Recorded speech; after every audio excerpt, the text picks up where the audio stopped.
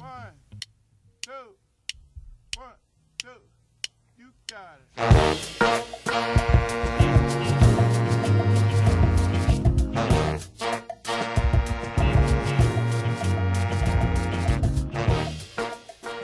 Good afternoon and welcome to Midday Cafe here on WHQR. I'm Jamila Erickson.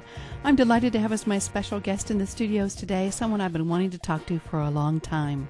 Her name is Shea-Ra Nichi. She is a dancer, choreographer, and teacher that performs around our area. I hope you've seen her, and if you haven't, you can listen today and find out what it is that she does and maybe schedule yourself to show up at one of her performances. So Shea-Ra Nichi, thanks so much for joining us today. Thank you so much for having me, Jamila. It's great to have you here. All right, so let's talk about what it is that you do. Well, I am a dancer, first and foremost. Really, my structure is to connect my dancing to the people. So my journey is through community. And I go to different places, such as my travels has taken me to Europe, Haiti, the Caribbean, and Brazil.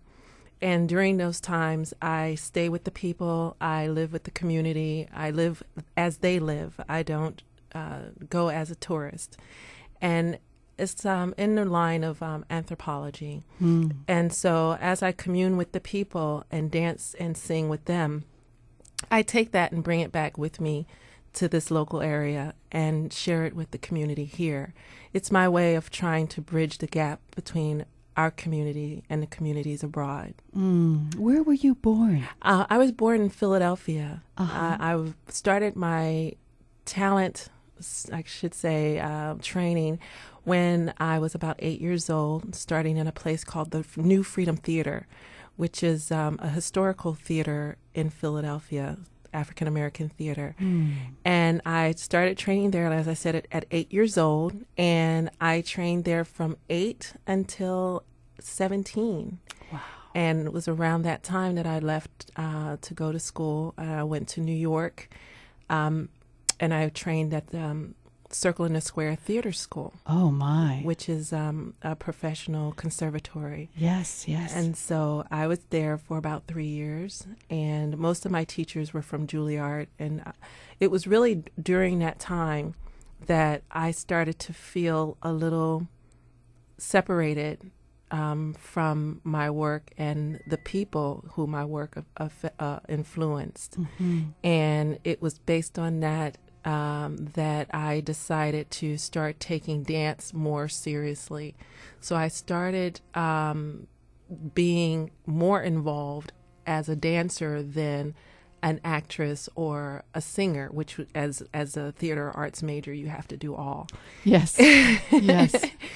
So that was basically the time where I decided to start taking African dance. And my first teacher was Richard Gonzalez, and he really broke the mold, if you could say, really opened my heart and opened my life to knock down some walls. Exactly, how I could directly communicate heart to heart through movement. And it was from his style of Afro-Cuban movement that I started to bring about another way of looking at my talents. My goodness. Now, from that point where you began to open your heart and began to communicate in this way, when did you find the courage or the finances or the decision to start traveling so much and beginning to immerse yourself in other cultures? Well, the courage really just came from the desire.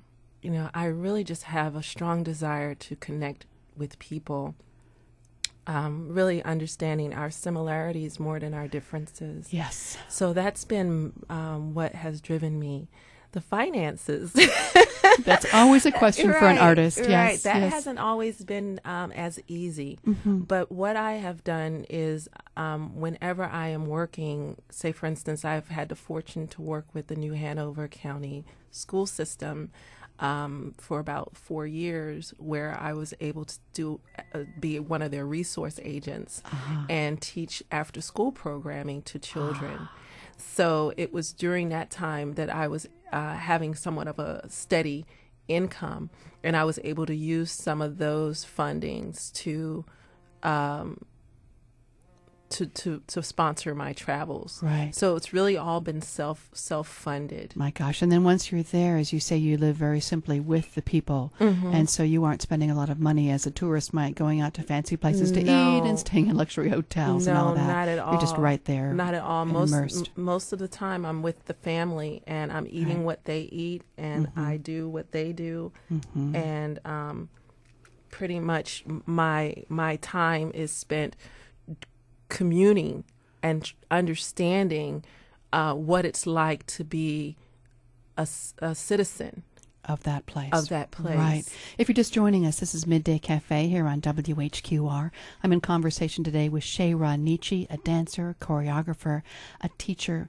Now, you have a show that you've performed recently at the Cameron Art Museum and some other places called The Journey Forward. Can you talk about that a little bit? Yes. The Journey Forward is actually the name of the show. It is to launch, or was to launch, my style, my unique style of dance, which I named the Nichi technique. And what that is a culmination of is all the places that I've gone to. And pretty much I have decided that because I asked myself, what is different from my choreography basis, other dancers and their choreography. And one thing that I saw that was very unique about my style is the fact that I want to connect with the common people.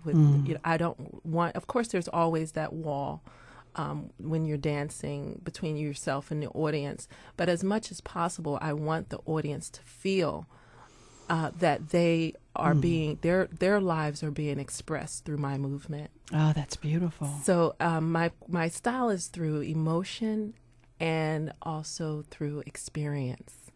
And I bring that to the movement.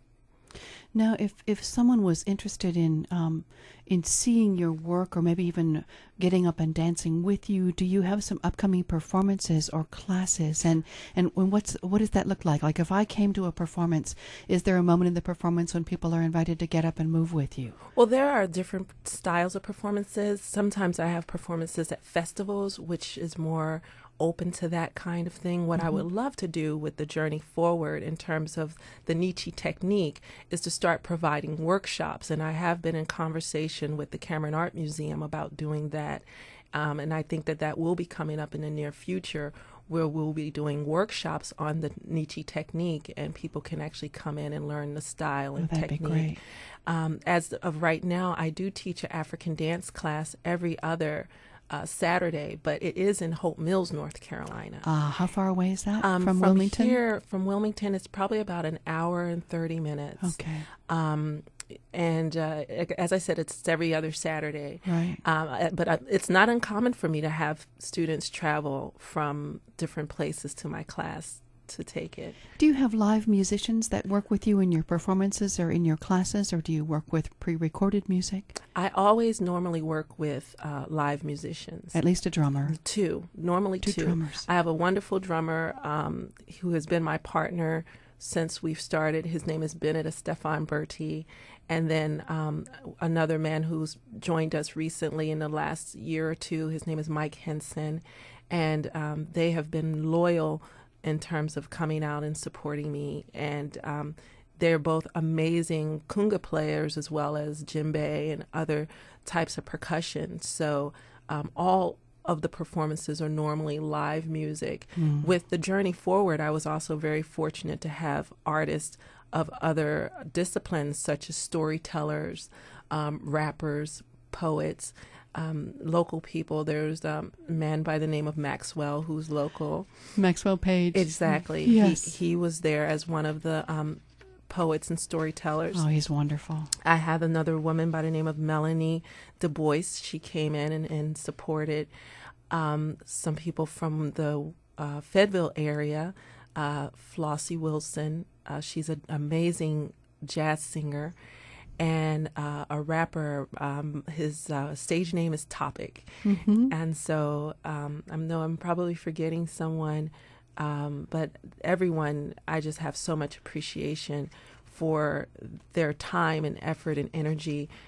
We are planning on doing a relaunch of the Journey Forward in March, February or March. All right. And not really certain exactly the venue yet, but Okay. what we're looking to do is to get funding in and do it again and try to actually do it in other regions, because after the show we did have a question and answer, and one of the questions was, can you bring this to Raleigh, because there was a group that came in from Raleigh, or could you bring this to Chapel Hill or to other places. So what we really are striving to do now is to branch out into other regions of North Carolina.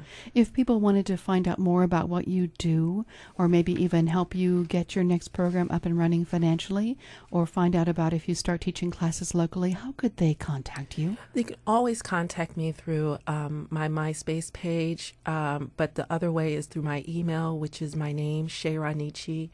That's SHEA-RANICHI@msn.com. All right. That's the best way to reach me. And then also my cell phone, which is 910-474-1134. But those are actually three ways that you can always contact me. All right. I'll keep that information here at WHQR. If any of you are listening want to call me to find out more about Shea-Ra Nichi, I'll be glad to repeat those email and phone number and MySpace page information. Also, I just want to thank you so much for coming in, Shea-Ra Nichi. Thank It's you for really a having pleasure. me. I've wanted to meet you for a long time. Yes. I've seen your photographs of you on the cover of Wilmington Magazine, and you're very good about submitting your events to our cultural calendar.